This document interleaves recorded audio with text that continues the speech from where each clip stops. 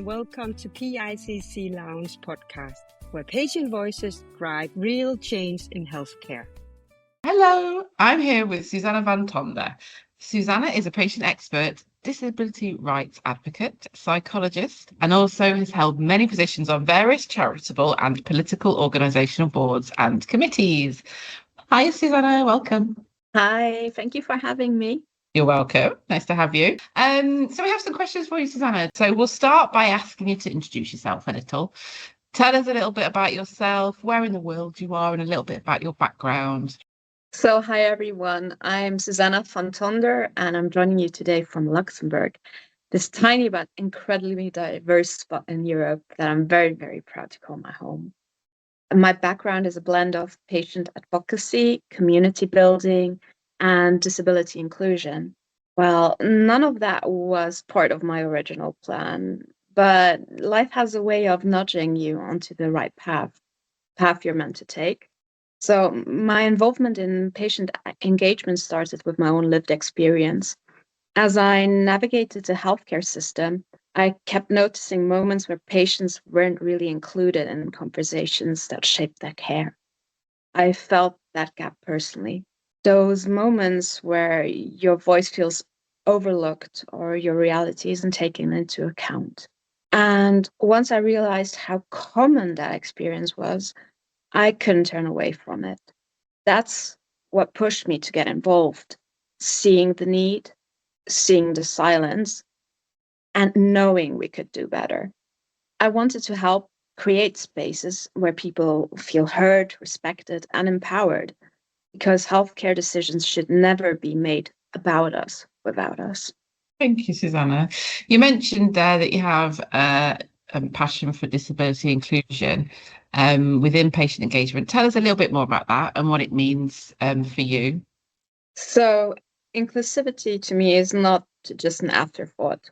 It's a starting point. It's about making sure every person, regardless of their disability, illness, or background, can meaningfully participate. Not participate in the way if they can manage, but participate because the space was created with them in mind. When we talk about disability specifically, we're talking about everything from accessibility and attitudes to the invisible barriers people face every day. And those barriers are still very real. Things like inaccessible meeting formats, scheduling that doesn't consider energy levels, platforms that aren't screen reader friendly, or even the assumptions that young people or disabled people have less to contribute. So what needs to change? Well, we need to move forward designing for diversity from the very beginning. Ask people what they need, build flexibility into everything, and recognize the expertise that comes from lived experience, not as a token, but as valuable insight that improves healthcare for everyone. Thank you, Susanna. You mentioned some really easy top tips there, which I think a lot of people could take on board. And you also talked about your this all comes from your own lived experience and your passion for sort of changing the state of play and, for others and helping to remove barriers. How do you maintain your own well-being whilst continuously advocating for others and pushing that patient engagement agenda? This is such an important question, and one I'm still learning to answer myself. Advocacy can be incredibly meaningful, but it can also be emotionally heavy because you're constantly navigating challenges, barriers, and other people's difficult experiences, as well as your own. For me, well-being comes from setting boundaries, even when it's uncomfortable. I remind myself that I'm allowed to rest, and that stepping back doesn't make me less committed. I try to surround myself with supportive people, other advocates, friends, and loved ones who understand that balancing my health is part of the work, not separate from it. And honestly, I try to stay connected to joy, whether that's through creativity, nature, or just laughing with people I love. You can't pour from an empty cup. And taking care of myself helps me show up more meaningfully for others.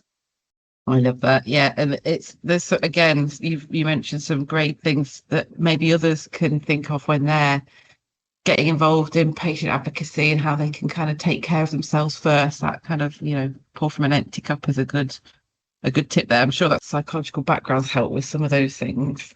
Yeah, absolutely. Tell our listeners a little bit about what you're up to now. So where are you taking all this passion? Where is it going into? So right now, I'm deeply involved in the Patient Expert Academy, where we're working to elevate the role of lived experience in healthcare decision-making. One project I'm incredibly excited about is our Next Gen Patient Experts program. It's designed for young people aged 18 to 30 who live with a chronic illness and/or disability and want to help shape the future of patient engagement.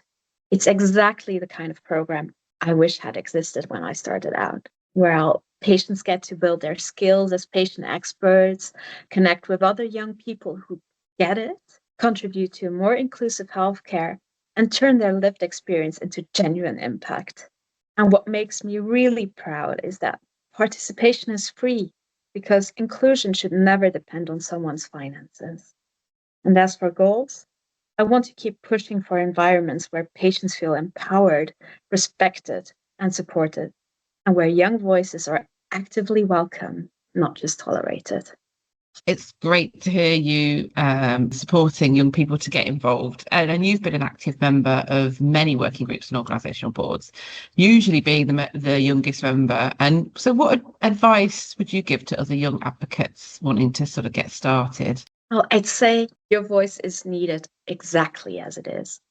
Don't wait for you to feel experienced enough or to be old enough or qualified enough. Lived experience is expertise. And the world needs your perspective, your ideas, and your courage, as well as your honesty.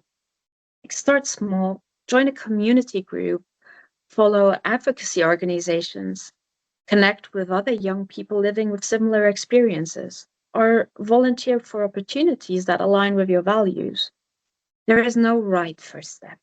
Just start where you are. And most importantly, don't shrink yourself to fit existing systems. Bring your full self. That's where the real change begins. Thank you, Susanna. I mean, again, thanks for sharing your experience and advice. I'm sure that will resonate with a lot of our listeners. So thank you.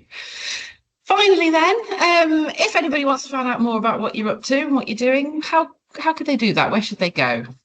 Well, you can visit our site, patex.lu, that's patex.lu, where we introduce the Patient Expert Academy. And you can also reach us by email at contact, CONTACT, at patex.lu. Yes, Susanna, lovely speaking to you. Thank you so much for having me. And I also want to extend my heartfelt thank you to the André Losch Foundation here in Luxembourg. Their generous support made this project possible. Share this episode and follow us on PICC United. Until next time, stay curious, stay connected, and remember, your voice can change the future in healthcare. See you soon on the PICC Lounge podcast.